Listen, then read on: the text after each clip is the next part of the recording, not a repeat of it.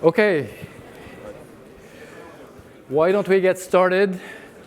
Of course, this is a moment many of us have been waiting for. This is our policy panel in the annual research conference, and the theme for this policy panel is a theme that is going to resonate with all of us, of course: monetary policy challenges in a global economy.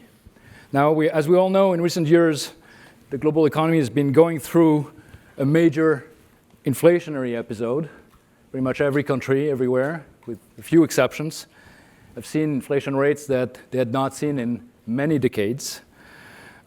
This has been accompanied by a number of additional shocks as well: a war on the European continent, an energy crisis, rising trade, geopolitical tensions, and of course, in response to this surge in inflation, central banks in many places have tightened monetary policy, also to an unprecedented degree in a long time, including in the US, but in many other places as well. Now, the good news is inflation is on a downward path in many places, even though it remains still quite high and above desired levels. And many central banks now appear to be near or at the peak of their hiking cycles, so they are communicated about that.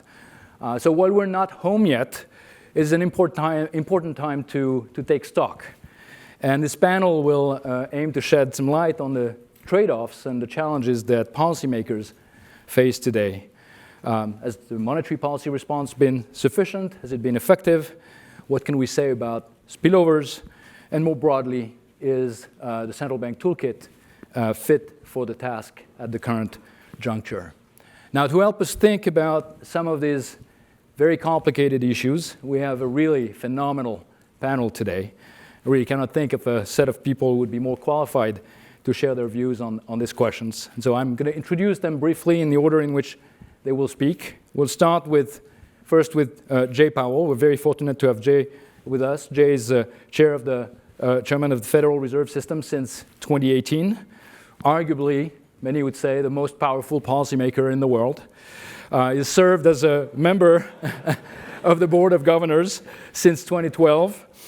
Prior to the Federal Reserve Board, Jay worked in investment banking.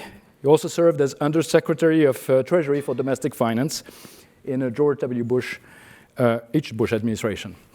Amir Yaron has been governor of the Bank of Israel since 2018. That is for almost as long as Jay's tenure as chairman of the Fed. Before that, Amir was professor of banking and finance at the Wharton School of Business at the University of Pennsylvania. And he's a world-renowned expert in macroeconomics, monetary economics, finance, and financial economics. And we're particularly delighted to have Amir with us today. Geeta Gopinath requires no introductions, I think, especially in these walls. But she is the first deputy managing director of the International Monetary Fund. Previously, Geeta had my job as chief economist and head of the research department.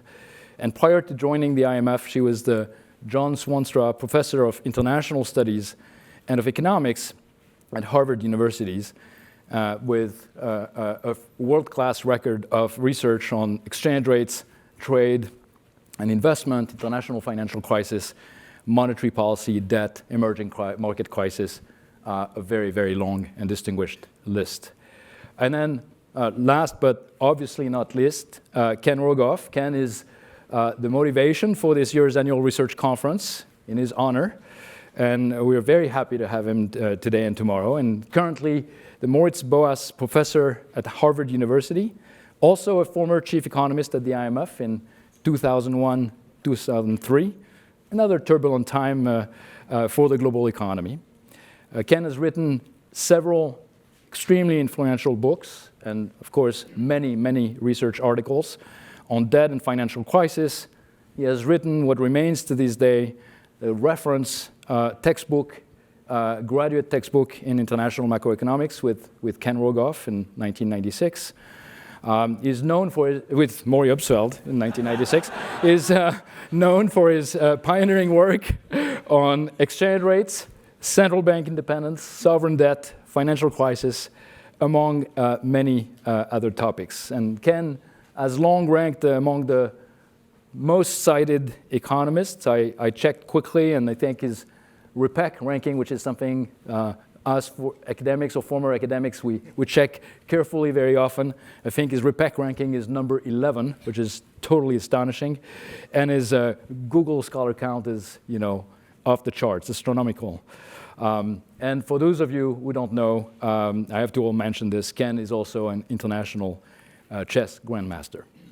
Now, we will start with short interventions from each of the panelists for about 10, 12 minutes, followed by a quick discussion between them, and then we will open for discussion with the audience. There are mics in the aisles.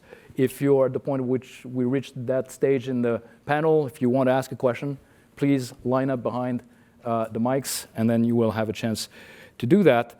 I will only ask that, since our time is counted, that you keep your questions brief, and you also keep them focused on the topic of the panel, which is monetary policy challenges for the global economy. Now with this, let's start with Jay. I believe Jay will talk about the nature of the inflation process in the US and the appropriateness of the monetary policy response. It's up to you, Jay.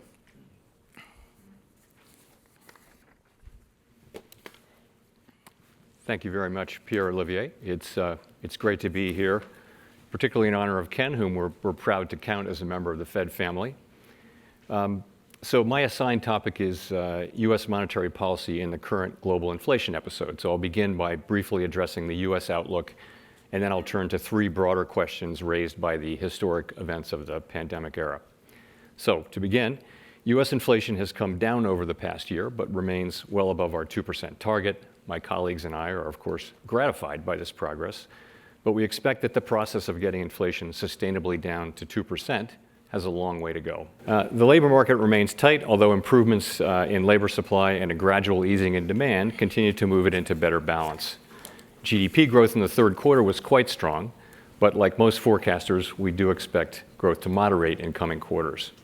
Of course, that remains to be seen, and we are attentive to the risk that stronger growth could undermine further progress in restoring balance to the labor market and in bringing inflation down, which could warrant a response from monetary policy. The FOMC is committed to achieving a stance of monetary policy that is sufficiently restrictive to bring inflation down to 2% over time. We are not confident that we've achieved such a stance. We know that ongoing progress toward our 2% goal is not assured. Inflation has given us a few head fakes along the way.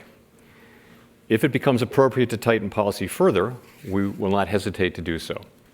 We will continue to move carefully, however, allowing us to address both the risk of being misled by a few good months of data and the risk of over-tightening.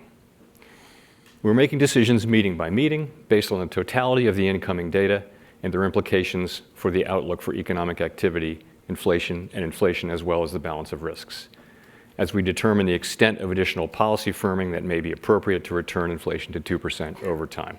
And we'll keep at it until the job is done. So with that, let me turn to the three questions that I've posed that have arisen from the receding but still elevated inflation we're experiencing today. The first question is, with the benefit of 2.5 years to look back, what we can say about the initial causes and ongoing policy implications of the current inflation. After running below our 2% target over the first year of the pandemic, core PCE inflation rose sharply in March 21. Economic forecasters generally did not see this coming, as shown by the February 21 survey of professional forecasters, which showed core PCE running at or below target over the subsequent 3 years. So the real-time policy questions for policymakers were what caused the high inflation and how policy should react. And at the outset, many forecasters and analysts, including FOMC participants, viewed the sudden upturn in inflation as mostly a function of pandemic-related shifts in the composition of demand, a disruption of supply chains, and a sharp decline in labor supply. The resulting supply and demand imbalances led to large increases in the prices of a range of items most directly affected by the pandemic, especially goods. In this view, as the pandemic abated, our dynamic and flexible economy was likely to adapt fairly quickly. Supply disruptions and shortages would diminish, Labor supply would rebound, aided by the arrival of vaccines and the reopening of schools. Elevated demand for goods would shift back to services. Inflation would ease reasonably quickly without the need for significant policy response. Indeed, although monthly core PCE inflation spiked in March and April of 21, beginning in May, it declined for 5 consecutive months, providing some support for this view. But, of course, in the fourth quarter of 21, the data clearly changed amid waves of new COVID-19 variants, with only gradual process in restoring global supply chains and relatively few workers rejoining the labor force. That lack of progress, combined with very strong demand from households, contributed to a tight economy and a historically tight labor market and more persistent high inflation. The committee signaled a change in our policy approach and financial conditions began to tighten. Of course, a new shock arrived in February of 22 when Russia invaded Ukraine, driving up prices of energy and other commodity prices. By the time we lifted off in March, it was clear that bringing down inflation would depend both on the unwinding of the unprecedented pandemic-related demand and supply distortions and on our tightening of monetary policy, which would slow the growth of aggregate demand, allow supply time to catch up. Today, these two processes are working together to bring inflation down.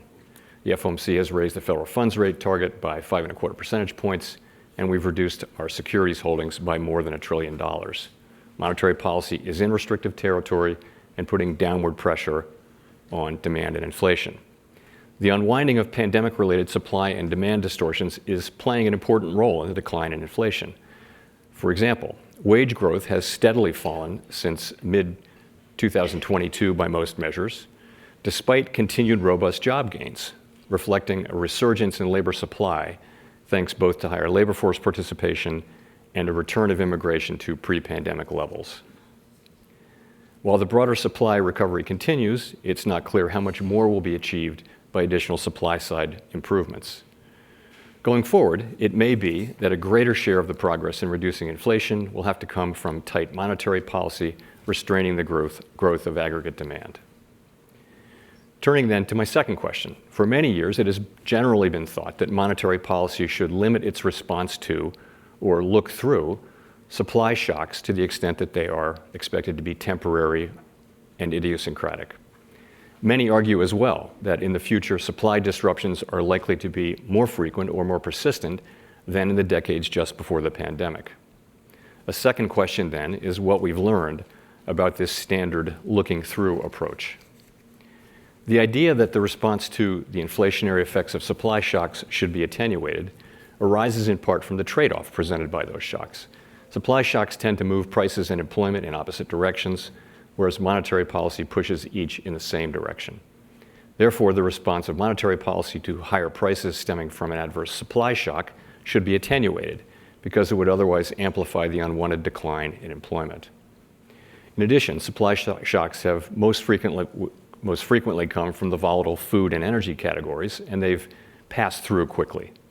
While food and energy prices critically affect the budgets of households and businesses, the policy tools of central banks work more slowly than commodity markets move. So responding aggressively to quickly passing price increases could exacerbate macroeconomic volatility without supporting price stability. Our experience since 2020 highlights some limits of this thinking. To begin with, it can be challenging to disentangle supply shocks from demand shocks in real time, and also to determine how long either will persist, particularly in the extraordinary circumstances of the past 3 years. Supply shocks that have a persistent effect on potential output could call for restrictive policy to better align aggregate demand with the suppressed level of aggregate supply. The sequence of shocks to global supply chains experienced from 2020 to 22 suppressed output for a considerable time and actually may have persistently altered global supply dynamics. Such a sequence calls on policymakers to use policy restraint to limit inflationary effects.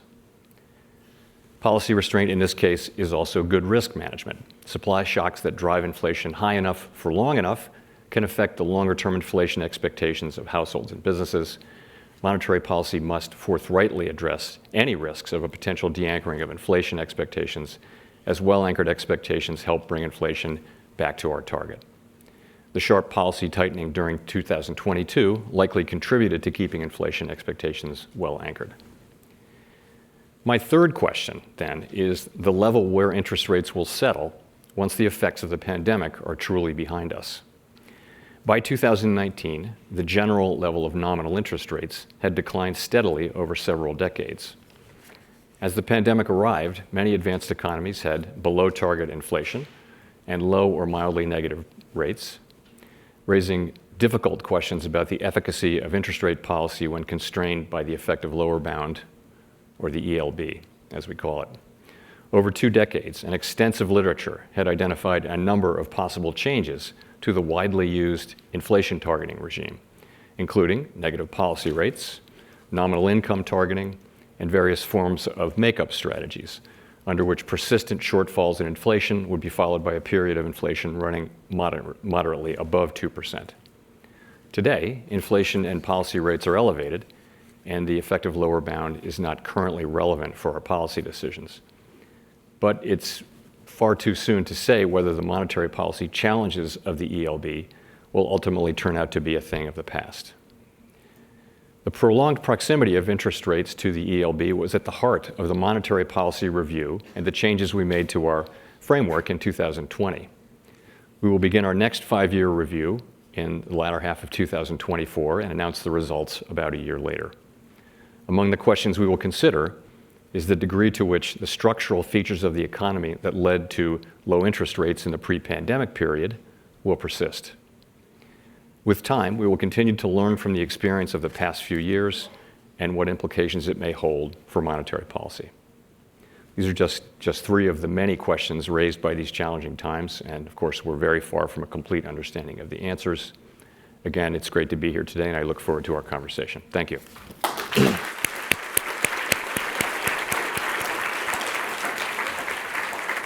Thank you very much, Jay, and I think we're really off to an excellent start with your remarks. Let me now turn to Amir. Amir, Israel is a small open economy, faces very specific challenges. Like the US and many other countries, it's seen an increase in inflation in recent years, and the Bank of Israel has been acting on it. In addition, like other small open economies, it faces potential spillovers from monetary policy decisions taken elsewhere by major central banks, with a potential impact on currency and capital flows, and we'd love to hear your views. So, Amir, the floor is yours.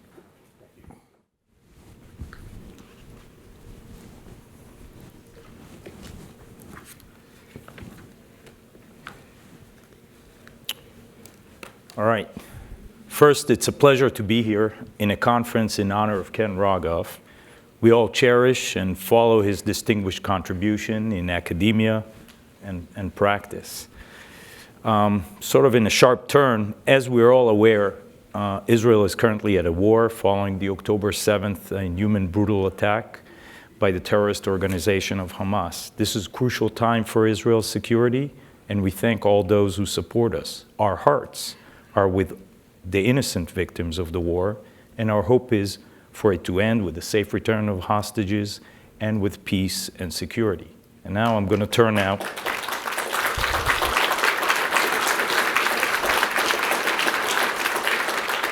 I want to turn now to address the issues and questions presented for this session.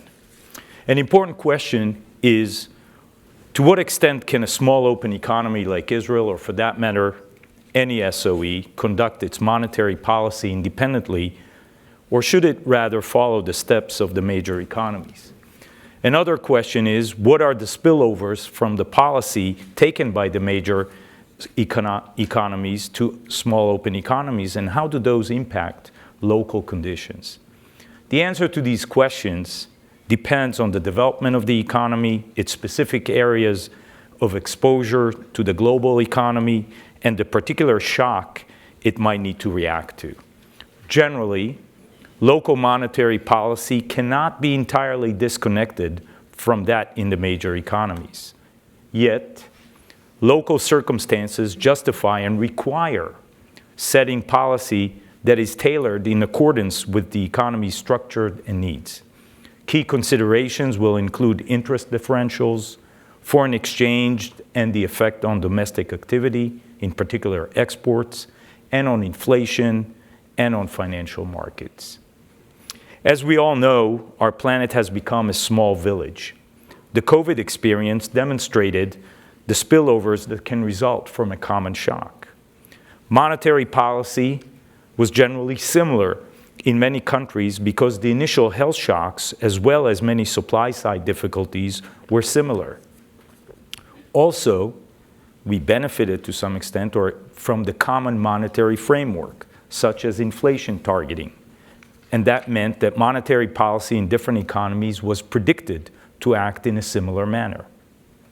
Having said that, the differential health shock and related steps, fiscal policy differences, and exposure to supply-side effects and commodity prices led to somewhat different policies, consequent inflation, and activity outcomes.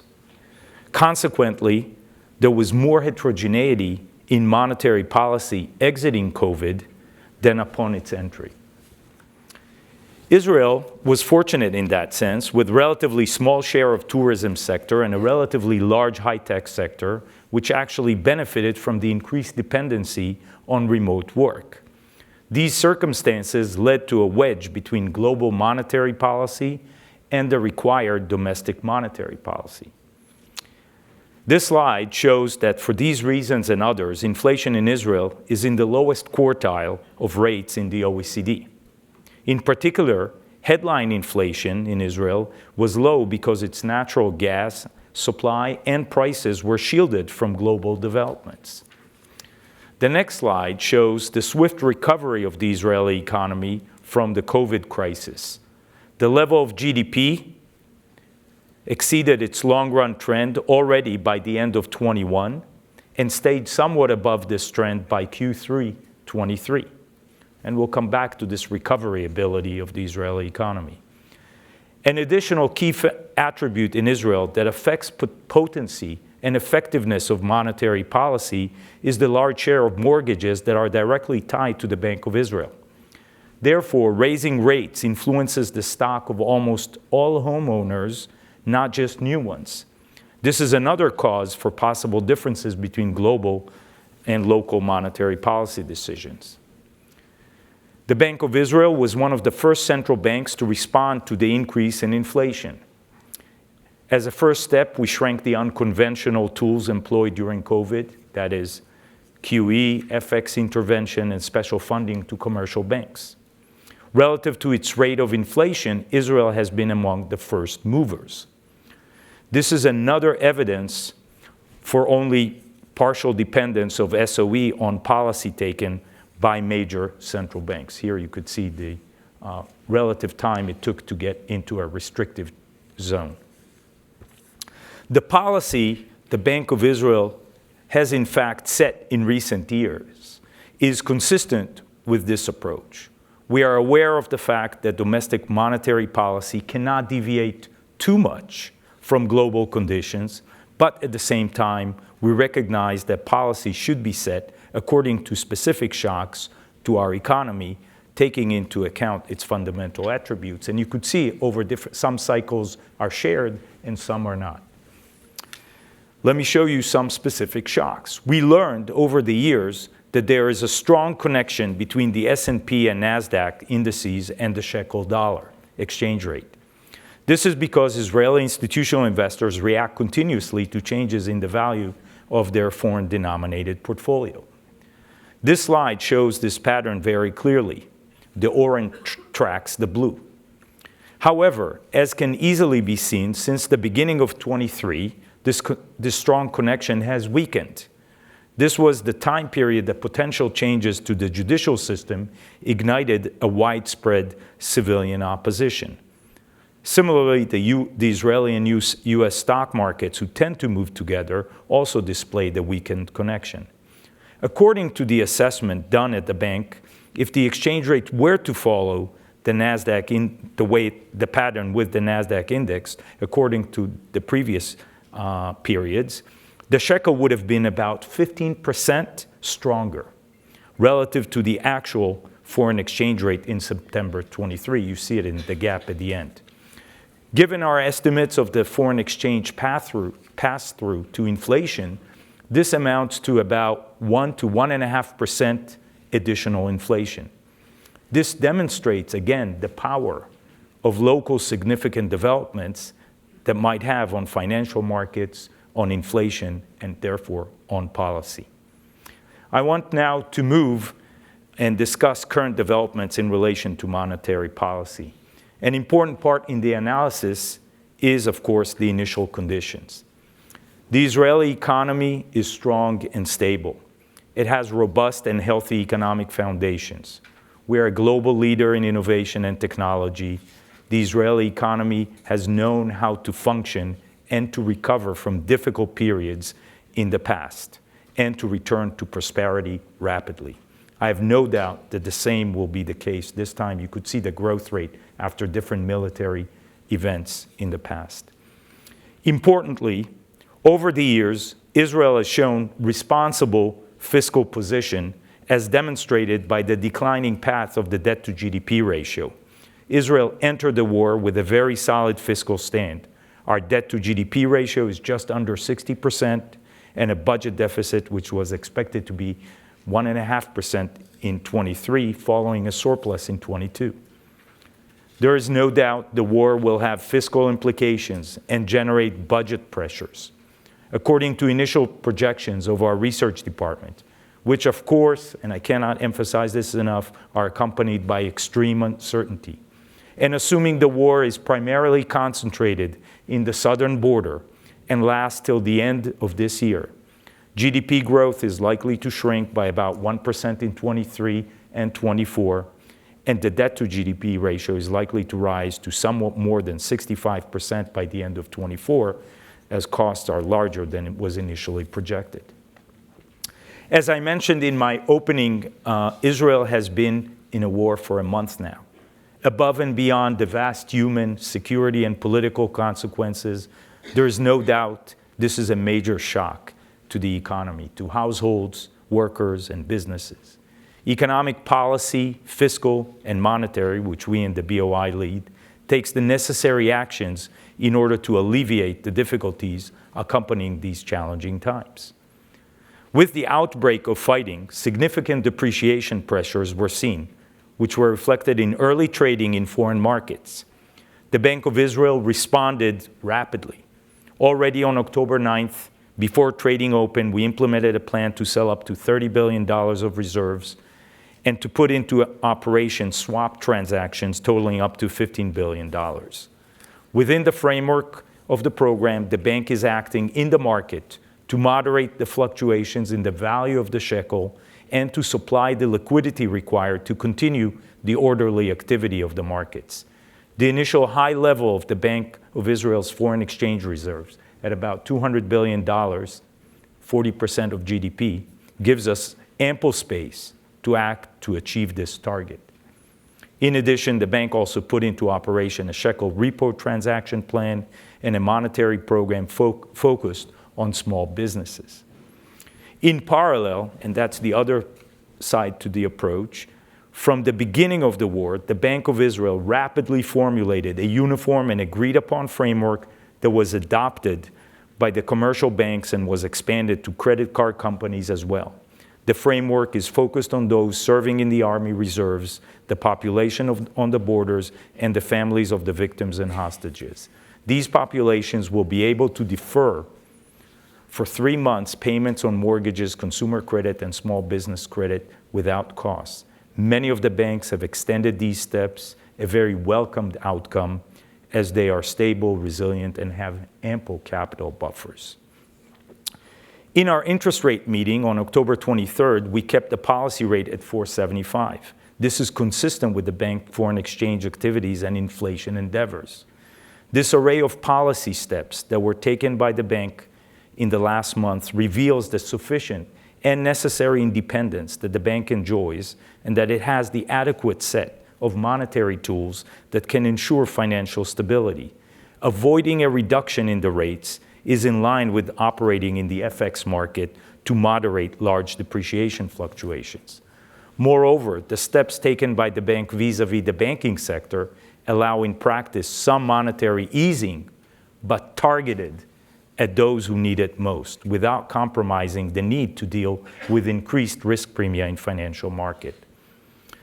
Let me say, 1 month in, we can cautiously say that the policy mix we applied contributed to the stability not only of the FX market, but also had positive spillovers for the stability of local financial markets. The developments in the markets also indicate that the public understands that the BOI enjoys the required independence in order to take the necessary steps at these times. Inflation expectations, as you can see in the slides, for the short term and the long terms have remained substantially stable and are stating that we will be back in the inflation target. The exchange rate has depreciated a lot, but by now is back to the level prior to the war. So you could see the red line, this depreciated more than previous military events, but it's now back to where it was. Let me finish here. Fiscal policy is, of course, central and crucial for the ability of the economy to overcome this crisis and to resume growth in the medium and long term. The government is working on various fiscal support plans, which the bank is playing a key role in advising in its role as economic advisor to the government. The bank has stated the importance of finding a responsible balance between supporting the economy and maintaining a sound fiscal position. While it is clear that overall fiscal needs will increase, the bank advice is and was to utilize the 23 budget, yet demonstrate fiscal responsibility by introducing several important adjustments and cuts in less necessary activities in 23 and 24 budgets. I'll finish here. I have no doubt that, as always, Israel will prevail and has the right ingredients to spring back to its great economic potential. We all hope for calmer and more tranquil times. Thank you.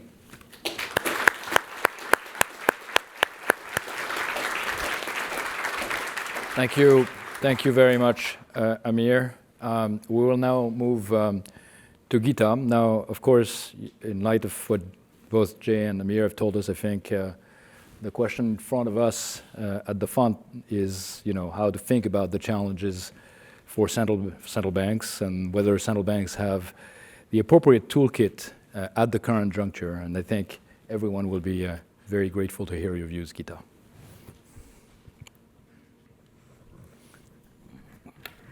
Thank you so much. And firstly, as a former student and colleague of Ken, I'm really glad that we're able to honor Ken Rogoff's tremendous contributions to academia and to the policy world through this conference.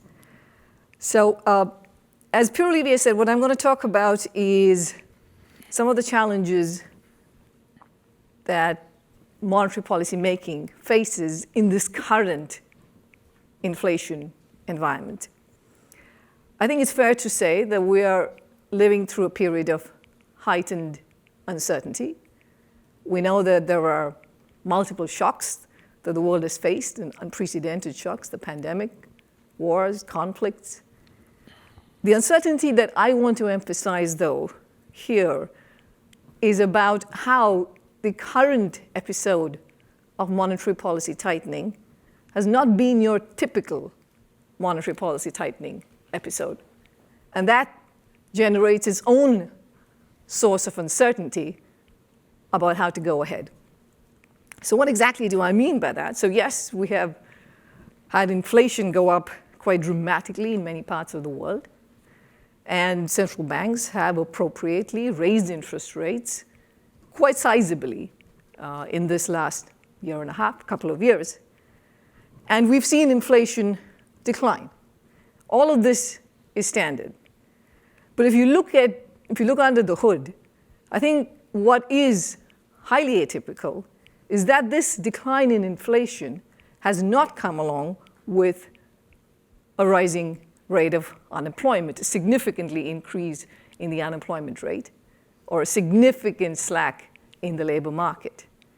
This is atypical, because usually the way we think of policy affecting inflation is reducing aggregate demand, and then that shows up in the labor market through higher unemployment.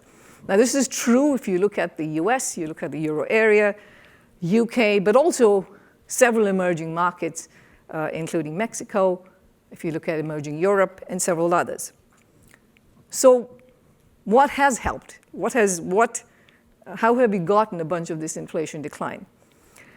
Much of the work has been done by improved supply. And here I'm talking about the decline in energy prices and food prices that have helped bring down headline inflation. The improvement in global supply chains have helped bring down core goods inflation. The business that's still left is when you look at services inflation, where variables like wage growth play a very important role. And core services inflation, or more services inflation more generally, remains elevated. So in that sense, the job is not done. But this can be tricky in terms of communication, because on one hand, you see inflation all headed in the right direction.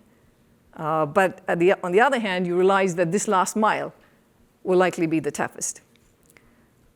So if you look at measures of core services of inflation, let me just give you a couple of numbers. The US is now at 5%. The euro area is at 4.5%. These numbers are well above central bank targets. Okay, so what does that mean in terms of policy going forward? The first point that I'm going to make is that means that it's important to avoid premature easing of monetary policy, either through action or through words. Now, this is going to be a challenge because we are living in a difficult period in terms of reading the signals. We are going to see labor markets have greater slack. We are going to see unemployment rates go up. So that's going to be a difficult message to stand by and say that, well, we have to make sure that we get the job done.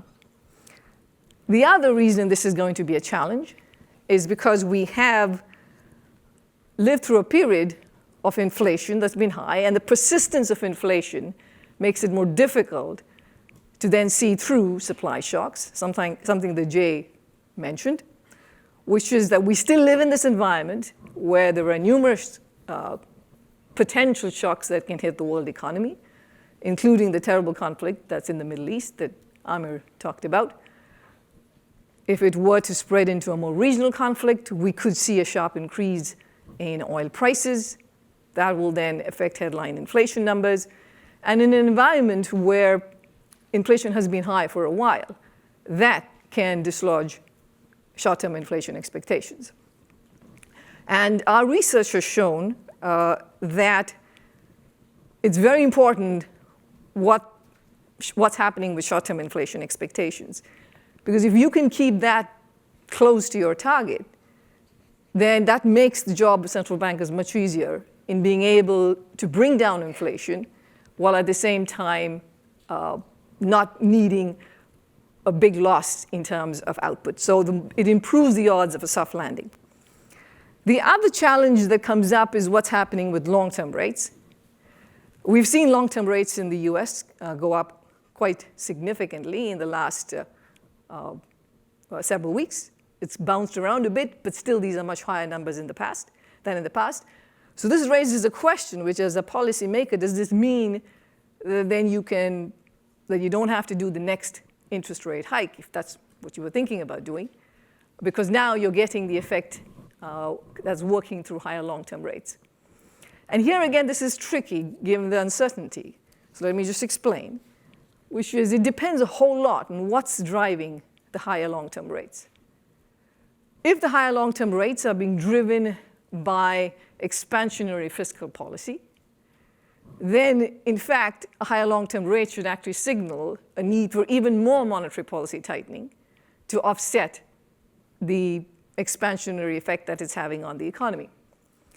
In the US, where you're seeing most of these interest rate increases, the US fiscal deficit is around 8% this year, and it's projected to be around 7% over the next 3 years. Now, there is a question mark of how stimulative that is on the economy, but when you have high levels of deficits, that certainly is something for a central banker to also incorporate when they're trying to make their forecasts about the path of inflation. My second point about what it means for policymaking in this environment is that central banks must be prepared to respond to renewed financial stresses, especially if inflationary pressures persist. So again, there is the last mile that has to be done, but if inflation remains far more stubborn or further it goes up in some more because of other shocks, then that will require interest rates to stay even higher for longer or even increase.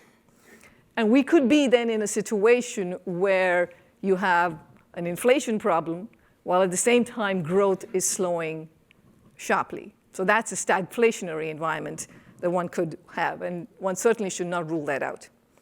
In that scenario, again, some of our research has shown that we would have a large number of weak banks that represent about 1/3 of global assets, mostly located in advanced economies and in China. That would be a very difficult place to be in, which is why it's important to prepare in advance.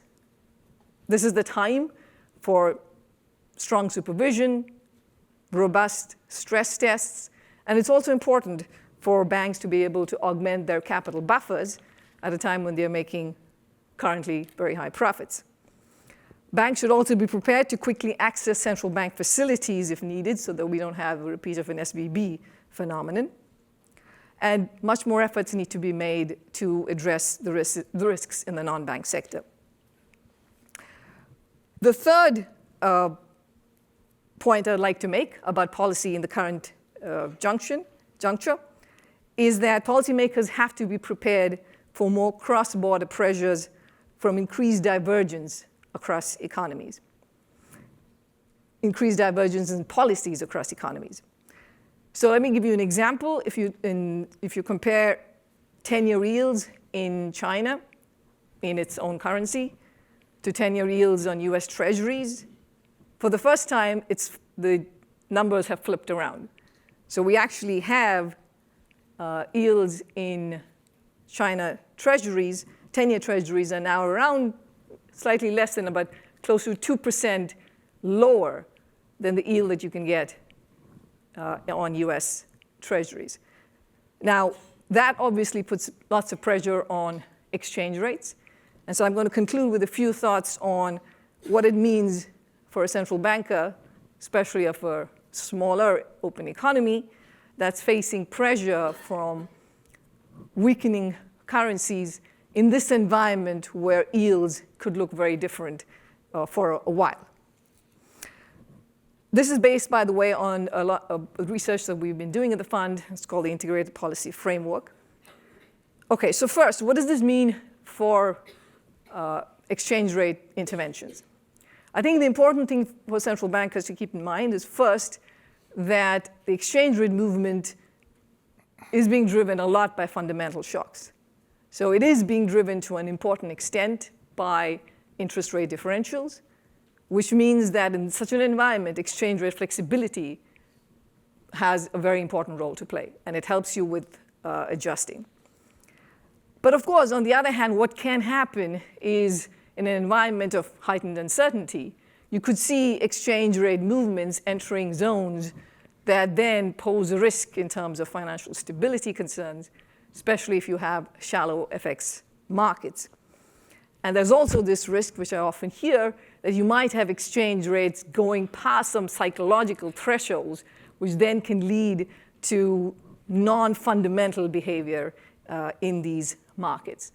So in this environment, of course, in these specific cases, FX intervention can play a useful role. But this is going to require judgment, and this is the hard part, which is telling apart when is it truly fundamental and when is it non-fundamental for which intervention should happen.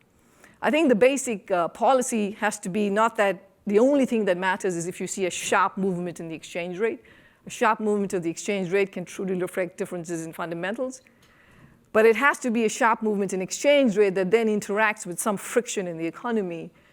And you can see that through, say, deviations in uncovered interest parity or covered interest parity that then tells you that this shock is getting amplified through frictions, for which interventions can help. And the last bit on FX policy is just to remember that there is no free lunch. Countries have a certain amount of FX reserves. If you deploy it at a time when it's not really needed and prematurely, then that, of course, means that you're going to have less to use when you are in a more difficult period. So with that, I have 30 seconds just to conclude and just to remind everybody in terms of the 3 points I made, which is firstly, the job of bringing down inflation is not done in many countries, and that requires that you to avoid premature easing of monetary policy either through action or through how you communicate. Second, it's important for central banks to be prepared to respond to renewed financial stresses and also to buffer the financial system. And third, for policymakers to be prepared for more cross-border pressures because of increasing divergences in policy stances across economies. And I'm going to stop there. Thank you.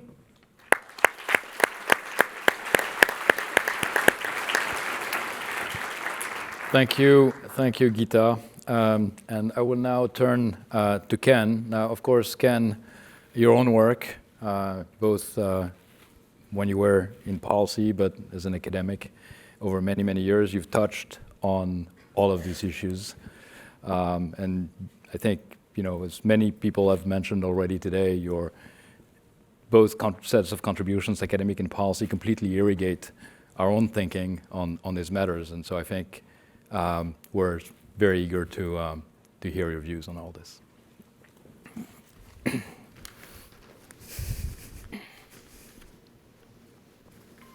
So first, I want to thank the IMF for hosting this conference, and particularly this panel, Pierre-Olivier, Amir, Jay, and Geeta, for participating.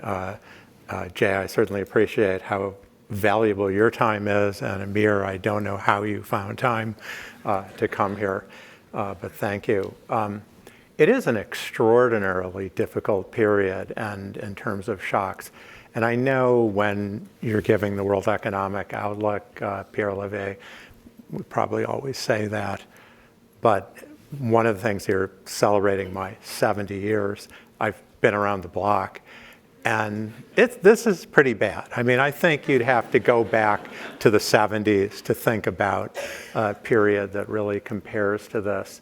And even if you don't encompass the global financial crisis, but just have the pandemic, and I don't know how to say this, apolitically, but the rather radical shifts in US policy from one president to the next, and the various implications of that, the pandemic, war in Ukraine, now war in the Middle East, and this really fragmentation of globalization is really something extraordinary and is a very difficult period. I think that has implications for a lot of things, for policy, for macroeconomics. However, before I get into that, I want to say, I can think of, there is sort of one silver lining, and I must hesitate to say it because if I'm identifying something the IMF seems to have done right, then it may immediately go wrong. But the thing that has surprised me, and it surprised me a lot, is how we've had the pandemic, global recession, rising interest rates, inflation, and we have not had a major emerging market debt crisis. Forgive me, Argentina. We just haven't had it the way that we thought we would. You can go on to other markets. It's really stunning. And again, we don't know what's around the corner. But I actually would give the IMF a little credit here.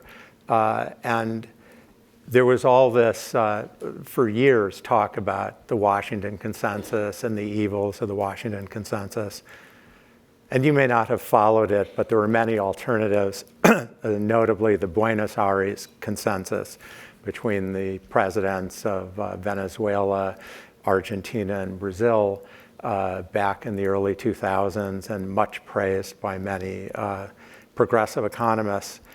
And without going into the details, I would say the way people characterized the Washington Consensus was something of a caricature.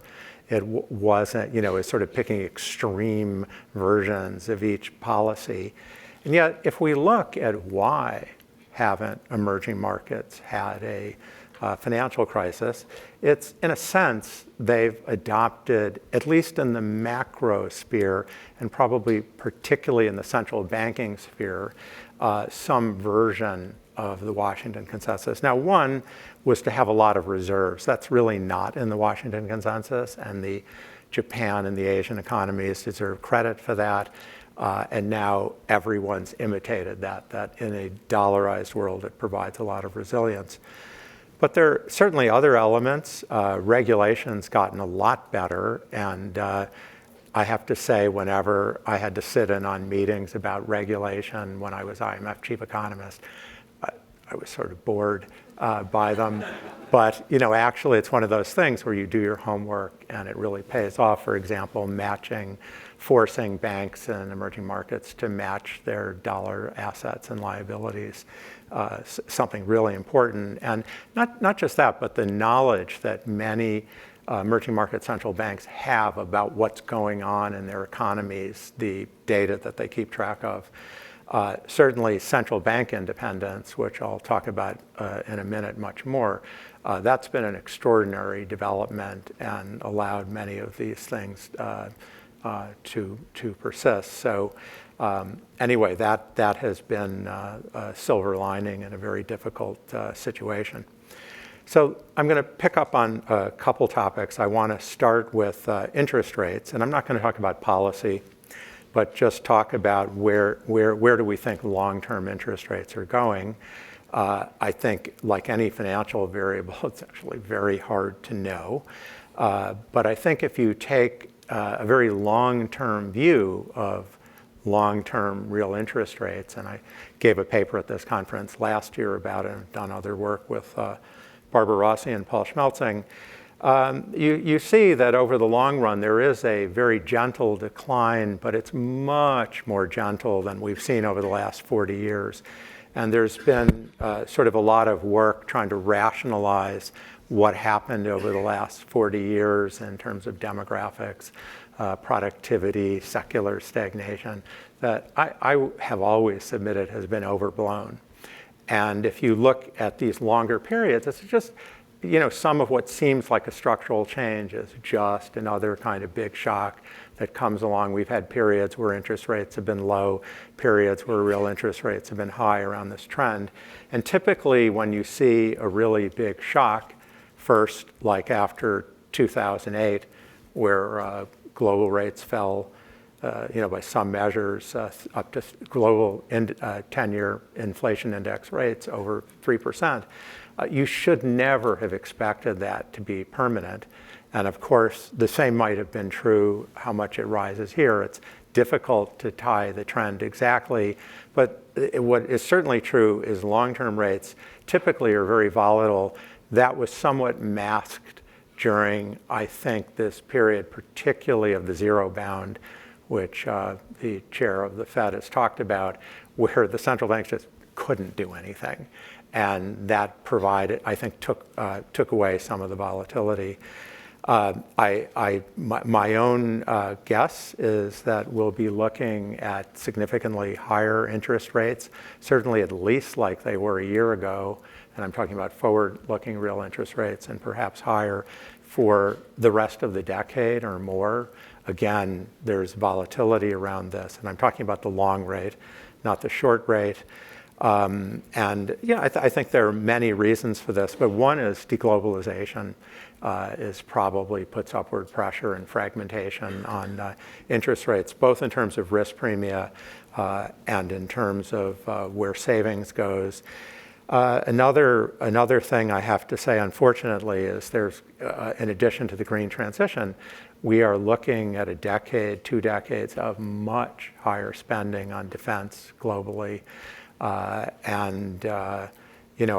been to conferences at the IMF not so long ago, and Olivier knows this, not him as a speaker, but we were jointly organizing one where one of the speakers insisted, well, we never have to spend anything on defense again, so the interest rate's low, everything's a free lunch, and we should take advantage of that. Unfortunately, that was very sanguine, and we're in a more difficult period there. I've mentioned the green transition. Inequality is something which has put probably downward pressure on interest rates, but there's strong pressures in the other direction. Let me say a few words about central bank independence, which I think it has been incredibly important to maintaining stability that we have. And it's something that's become very important worldwide. I have to mention, when I was at the IMF as a very junior economist, I don't know what it's like now, but you were only allowed one chair in your office for you, because who would want to visit you? That was what people said. But I wrote a paper inspired by Paul Volcker on how central bank independence might help with the inflation problem of the day. And I wrote about the original title of the paper had inflation targeting in it, but it has inflation targeting in it and looks at intermediate targets. And I will finally also say that I mentioned this morning about how hard it is to get papers published when you're junior. I couldn't get this one published. I submitted it.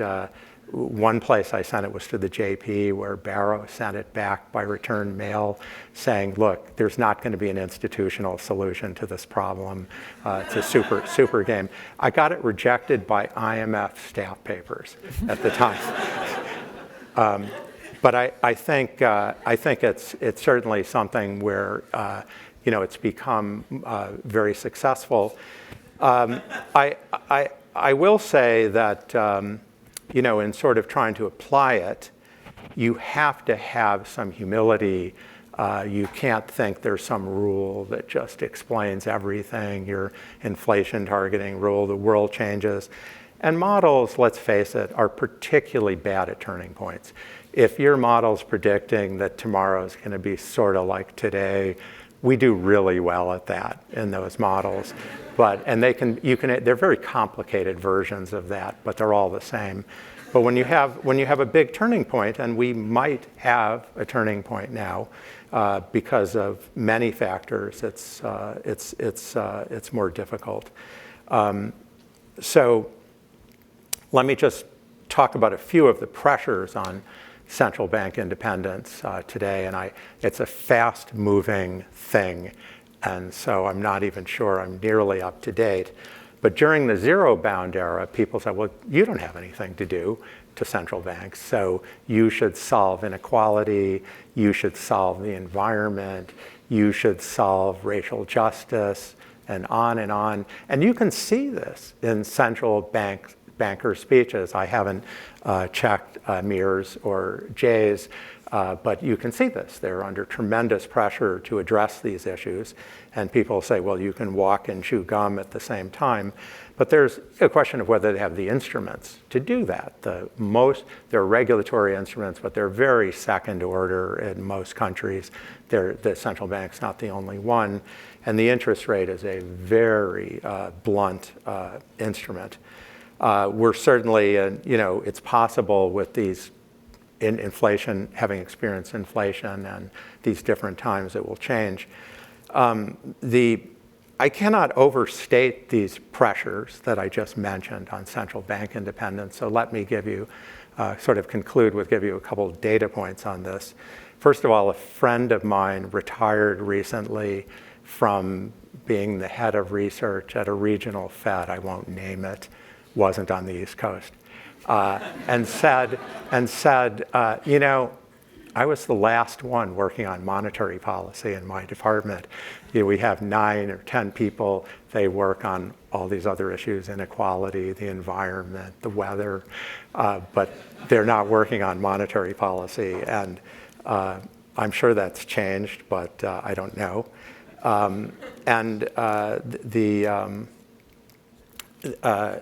certainly the other data point I would put is the American Economic Association does a survey every 10 years with pretty similar questions. And okay, I don't always trust surveys, but since this one says something that I want to say, I'm going to cite it. They polled 500 or 600 people at the AEA convention every year. And there were a few questions, but I'll just pick on one. In 2000, they asked, should who should take the lead in short-term stabilization policy, the Federal Reserve or fiscal policy? And in 2000, it was like 75-25 monetary policy. I don't know where the 25 came from, but they had that. And then it flipped in 2020, which is really hard to get your head wrapped around when you think about how political fiscal policy, I mean, look at what's going on in the US right now. I mean, the idea that they're going to be able to perform surgery on the macroeconomies, scary. There are lots of things fiscal policy should do, and there's a big shock. It's different. I have to mention one other question, which I just have time for, that they asked was, should the main goal of the central bank be stabilizing inflation, or, and then they list jobs, which actually isn't the mandate, but a whole bunch of other things. And so in 2000, we'd still had the inflation. Inflation was the answer. Again, it was about 75-25, and it had completely flipped that, well, don't worry about inflation, by 2020. I think that was before we'd hit this turning point, and maybe it'll be different going forward. Anyway, thank you.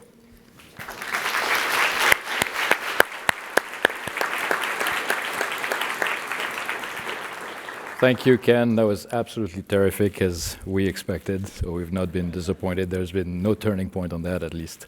And as we've seen today, there are some ways in which central banks are asked to do much more than just monetary policy. Let me maybe open it up to the panelists and see if anyone wants to react to the points that have been raised by others before we then take questions from the floor. So anyone wants to? Gita, please. Amir, if I may, you briefly mentioned about the use of FX intervention. And as I said in my speaking points that it's a pretty tricky thing to tell apart when to intervene and when not to. It'd be great to hear from you how you think about that.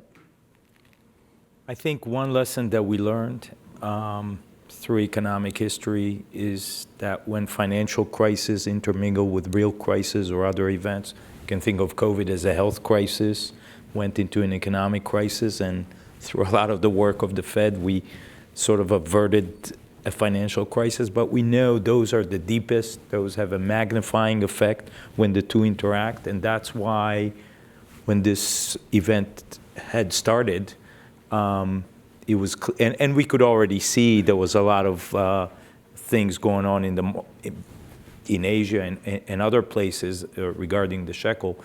That was the logic. You want to ensure stability. You want to make sure the markets function. You don't target a particular exchange rate, but you want to moderate things such that the markets function. There is liquidity. And that was our goal.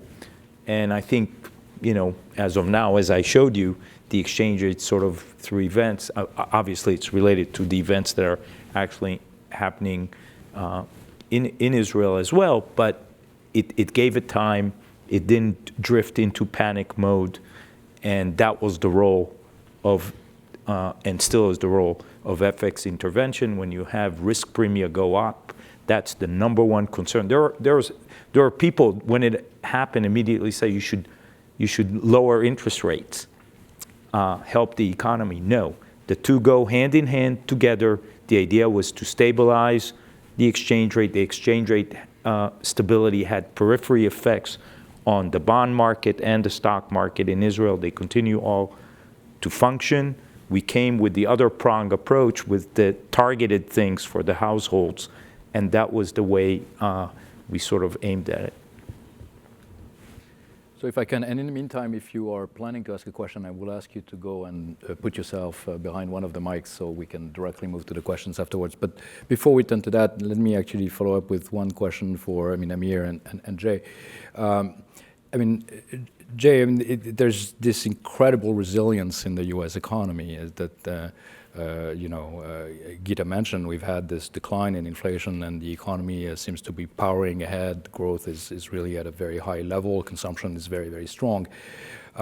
There's this question about whether transmission of monetary policy is different this time around. Now, in your remarks, you've alluded to the fact that the sequence of shocks we've had is quite different from the typical business cycle. And so I was curious, and I would like to ask the same question to Amir, because in the context of the tightening of policy that you have done in at the Bank of Israel, and maybe some of these resilience that Ken was talking about, building a stronger monetary policy framework, building reserves, et cetera, whether there is a sense in which the tightening operates in slightly different ways, there are longer delays, shorter delays. How do you view this from your own vantage point? Go ahead. So I would say a couple things.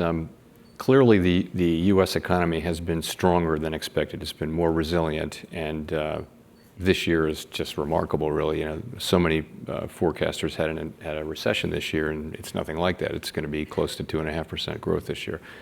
But that's probably, in my thinking, probably significantly a function of strong demand. I think monetary policy is generally working in the ways that we think it should work, which is interest-sensitive spending, asset prices, exchange rate. I think there are some aspects of the U.S. economy where you can argue that it's a little different, and that would be, for example, households who are in low-rate mortgages are not selling their homes, but they're also not feeling the effects of higher rates because they really don't want to get out of those mortgages. Same thing with companies. Any company that had access to fixed rate borrowing and didn't use that in the last 3 or 4 years would be facing, but there are very few companies that are in that. So it may be that the U.S. economy is structurally a little bit more resilient to interest rates, but I don't think that I don't see at this point anything that seems to be structurally or materially in the nature of a difference. Amir. I sort of agree with Jay. I think the famous long lags, it may be a bit longer. Partly people came out of COVID with a lot of savings, so the potency and the effect of monetary policy took longer, the adjustments of both supply and demand. But I think at least Israel also had, as I shown, a very strong recovery, and we are still above trend, but we're slowing down. So the effect of monetary policy was kicking in before this whole event. Inflation was probably on its way to our target in Q1 24. It just took, in my opinion, a little bit longer for these adjustments to happen. I also agree with Jay in his speech that the issue of supply, to look through supply, was there's a time to do that, but once inflation gets too high and too long, the expectation channel is so important. And as long as that was anchored in monetary policy, ultimately would kick in. It did take a little bit longer. Okay, Jay. I just want to, for a second, go back to something that Ken talked about, which is central bank independence. Unsurprisingly, I'm a believer in central bank independence. But it really is just an institutional arrangement that exists because the elected government allows it to exist, and as long as it serves the public well, it's a fine institutional arrangement. And I think it's easy to forget that we have this precious independence. It should be very, very rare in a functioning democracy that you have an institution that has the degree of independence that we have. Of course, we strive all the time to be democratically accountable and transparent. But I think that the temptation to wander into exciting new issues that really are the business of the elected government is a strong one and is to be resisted. And because I think that's, when I think of ways that independence could be undermined, to me, that's right at the top of the list. Very good. Any other reactions or comments? Well, I would just add to what Jay just said. I mean, I think many economists, particularly over the last 15 or 20 years, just take it for granted, and they have these very sterile technocratic models and don't realize that central bank independence is something central bankers have to fight for every day. I mean, it's a very political environment with which they have to protect their right to do monetary policy independently. Very good. So let me open it up to the floor. So I'm going to start with Martin here. Please state your name and your affiliation, and then I'll move back and we'll alternate. So Martin, you go first. So Martin Stürmer with the research department here at the IMF. Governor Yaron, thank you so much for joining us during these terrible times. I hope that you can live in peace very soon. Now, what are the scenarios that you are preparing for? What are the kind of the worst case scenarios that you're thinking about? The projections that we gave, as I mentioned, were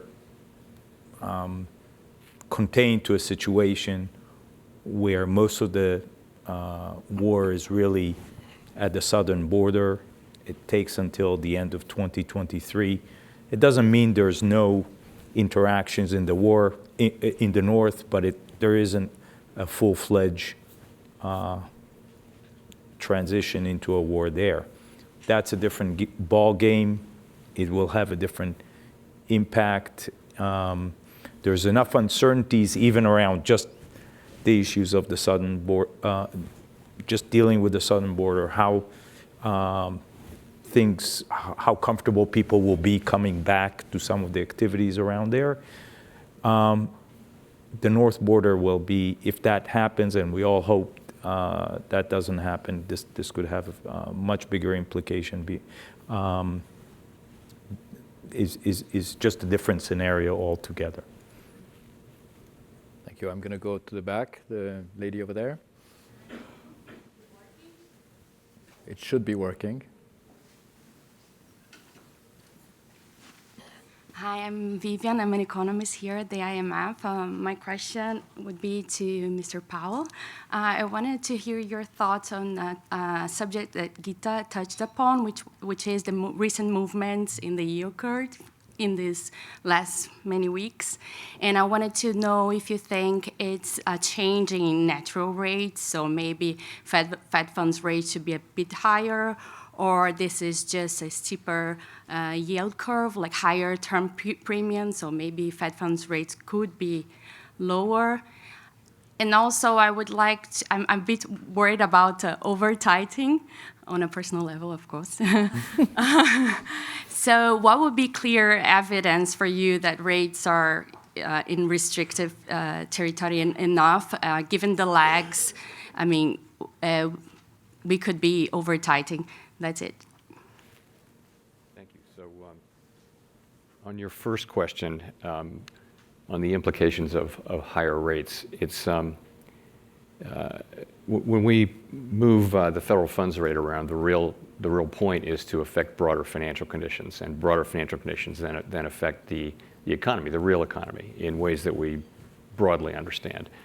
But so we don't target any one financial condition. We look at broader financial conditions. So it's very hard to draw a direct line from one particular thing, like higher bond yields, to what monetary policy should do. So the first thing you would look at, though, is you'd look for persistent changes.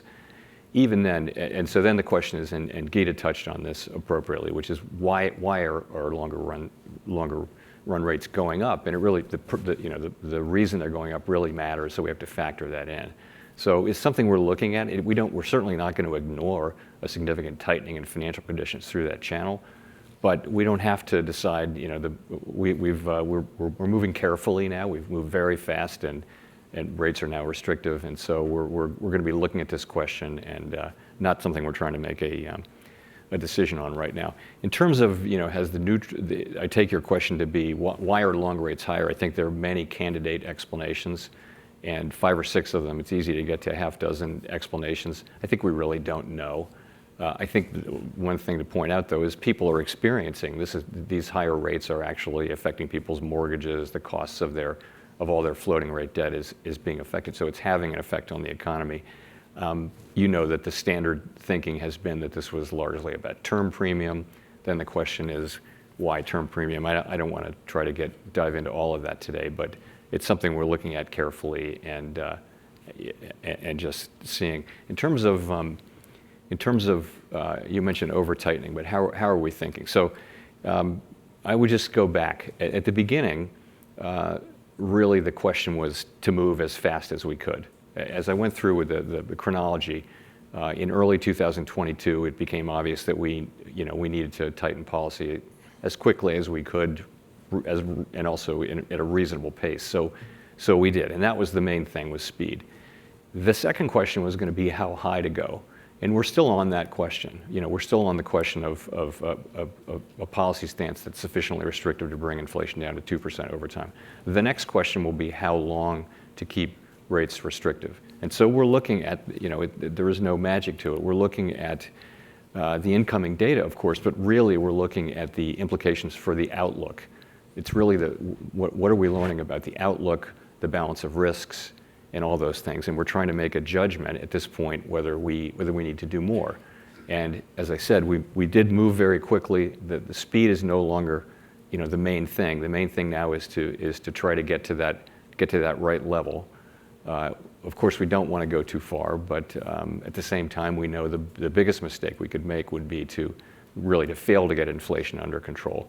So that's not going to happen. We will keep at this until we succeed. So moving carefully and looking at all the evidence and trying to make smart decisions on behalf of the public. Let's go in the front here, sir.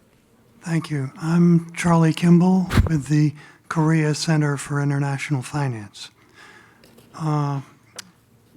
Both in the United States and presumably in Israel, in 2020, fiscal policy and monetary policy were in line. And now they seem to be at cross purposes. That is, we have very easy fiscal policy here and presumably in Israel. Does that mean that the real rate of interest that you should aim for should be a little higher? Amir, do you want to go first? I think this situation, I'm not sure we're in a different situation right now in the U.S., so I think, the job of the government in this kind of an emergency war situation is to supply the needs of many of the people who've gotten hurt from the war, and to try to minimize as much the damage that might be from this event, and that require fiscal spending. There's also, obviously, as Ken mentioned, there's likely to be more military spending over time. And the point that I was alluding to was that we need to find the right balance where, on the one hand, these spending be done, and at the same time go and very carefully find less needed, or especially given the circumstances, items in the budget, and direct them into those spending avenues, such that the fiscal stand over time, and we've demonstrated very responsible fiscal position, and I believe that if we do that, while the debt to GDP of Israel will go up for a while, the fiscal position will retrieve back and fundamentally can avoid structurally changing. But that require to do these appropriate adjustments over time that I mentioned. So First, the thing to say is that we stay very far away from commenting on fiscal policy, even indirectly. So I won't do that. But I will say the way I'm thinking about this is let's look at where real rates are. So the federal funds rate's at 5.3 and change. If you take a 1 year forward look at inflation, maybe that's 3. So you've got real rates that are above 2%, and that's well above most mainstream estimates of where the neutral rate might be. I think that our star is as a not a particularly useful way to think about policy, because it can be affected by so many things and it changes over the short run and the long run. So I think I tend to look at it that we're in the range, we're in the place where we have restrictive policy, and probably significantly restrictive policy, and we're watching the effect carefully on the economy. I think the question of, has the neutral rate risen or will it rise, and will that be because of this factor or that factor, is less interesting given the policy job that we have to do. Of course, we have all the models and we look at them and things like that, but really I think about it in a more practical way. Final question, sir. Dr. Mamadouba from Howard University and Atlantic International University in Hawaii. Actually, the biggest problem in the world economy is inflation. Why the Fed did not change its fundamental goal from unemployment to inflation? If you understand. I'm sorry, could you repeat that? Yes, actually the fundamental goal, the biggest problem in the world economy is inflation. Why the Fed, your bank, did not change its fundamental goal from unemployment to inflation like the ECB? Great, thank you. So we have a congressionally set mandate of maximum employment and price stability, and those two goals are equal under the law, and we can't change them. Only Congress can do that. We do have a provision. The question is, what if we're very far from one of those goals and not so far from the other? And what we do is when we say this in our constitutional document that we've written, it's not a matter of law, but our policy would be to focus on the one where we're farther away from the actual goal. So 2% inflation, we were a year or so ago very far from 2% inflation, and that has been our focus. As inflation comes back down, it becomes more of an equal weighting thing. And when you're equally far away from each goal, then the two are equal, because they are exactly equal under the law. Thank you. So I want to thank our panelists, but I would like to give a chance to Ken to maybe have a final word, since this is this whole thing is for you. So I think people were pretty interested in hearing everybody else in this particular panel. I will say on this last question about fiscal dominance, it's a very different thing when you're at war and fiscal spending's taking up, I don't know the number, but half of GDP suddenly. Defense spending's taking up half of GDP suddenly, and there's no country which looks at its inflation targeting framework exactly there. Nobody does that. I don't think anyone fully did that even in the pandemic. You don't have to comment, but I mean that had a certain war-like feel at the beginning. It's a very different situation where you really need to reach into the toolkit, because the national objectives are now very different than just unemployment and inflation. please join me, and let's thank all our panelists today.